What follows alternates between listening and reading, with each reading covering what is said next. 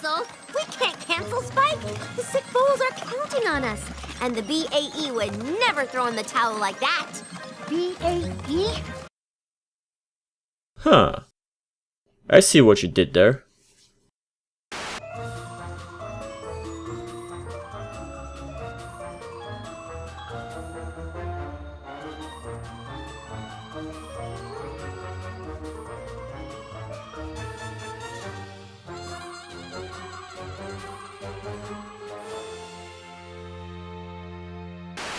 Probably everyone in the community were afraid of this episode being Baby Cakes 2.0. The premise of Twilight babysitting Flurry Heart pretty much screamed that. And how does that statement hold after the episode? Is it Baby Cakes 2.0? Well, no, not at all.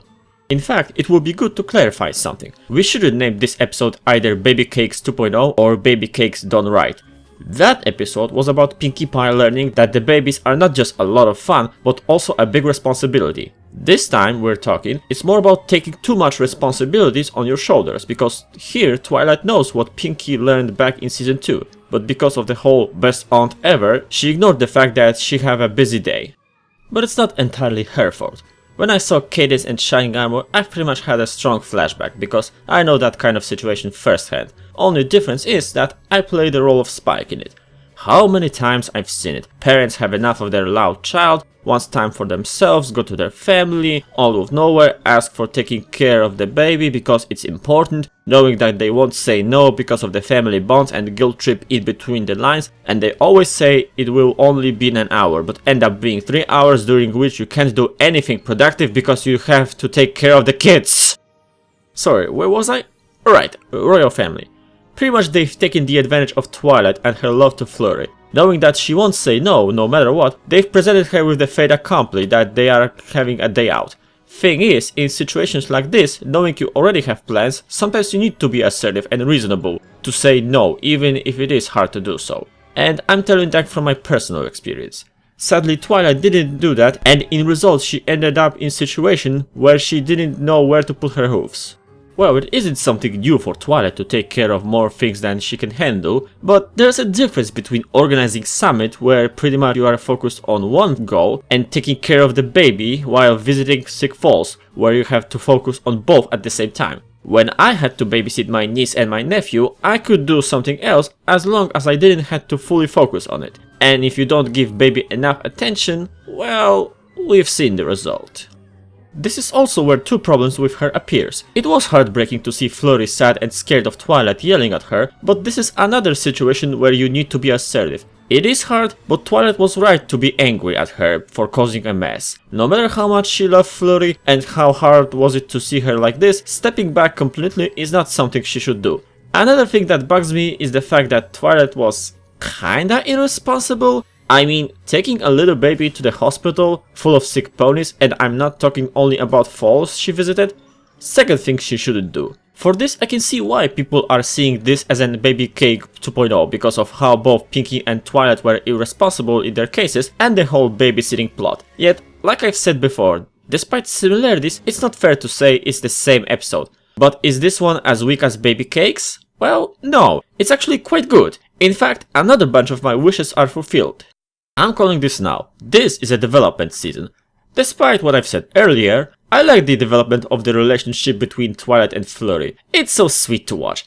But Flurry herself also became something more than just a plot device as she was back in season 6. Kinda understanding why Twilight wasn't able to be angry at her seeing so much adorableness from her. Though, she also bugs me. One moment she is more clever and mature than her age would suggest, and another she acts like her age suggests. It is a bit of an inconsistency in my eyes, but maybe it's not a bad thing. If you think about it, without that baby behavior, haters would have even more fuel to call her Mary Sue.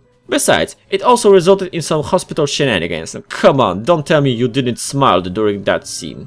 Happily, development for Flurry is not the only one here. I wished something for Cadence and Shining Armor a few weeks ago, and there I have it. It's not very big, but at least she finally acts like a mother, stressed and exhausted, showing something more of her character. It's a great step forward since the crystalling, where the only sign of her being a mother was messed main. This time we have her being confused, and later we've seen how much she's missing Flurry. Thanks to that, their scenes during the exhibit were not totally pointless, since it led to that realization. As for Shining Armor, it's also a step forward, but in his case smaller, because he was fine as a father back in Season 6 premiere, and here he's just better. Last, but absolutely not least, is Spike. Is there anything to say about him? He was absolutely brilliant. Probably the only reasonable character in this episode, aware of the tight schedule they are at, yet helpful and supportive. I've said that many times, and I'll say as many more as needed. This is the best Spike. Never go back to pre-season 6 Spike. We also have so little things like Pinky mentioning her party cave and saying BRB, or how the Generation 4 referenced Grogar from Generation 1, quite similar to how Somnambula was referenced in the Crystal Link. As I've said before, this episode, despite similarities, is far from being put on par with Baby Cakes, either in terms of plot construction or overall quality and entertaining value. This one is certainly much more fun to watch. I absolutely love the humor in it and how it gave some development for underdeveloped character. Again. It's also nice to see that Flurry still have some great magic potential and can still be destructive, yet not as destructive as she was back in Season 6. I think it's a nice balance that also doesn't make her too mature. Kitties and Shining Armor also received some love, which is always welcome in their case. They've seriously needed at least that much. As for Twilight, despite her irresponsibility, she is quite consistent. Same goes to Spike, who keeps being great ever since Gauntlet of Fire. There's also the moral, which once again feels like it's targeting more into adults, even though children also may understand that. This time it's just more subtle, but if you think about it, you can see it.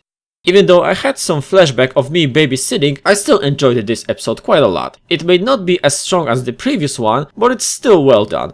And I really hope Season 7 will continue that trend. I'm Sharpwit and I want to see this hashtag trending on Twitter ASAP. Thanks for watching.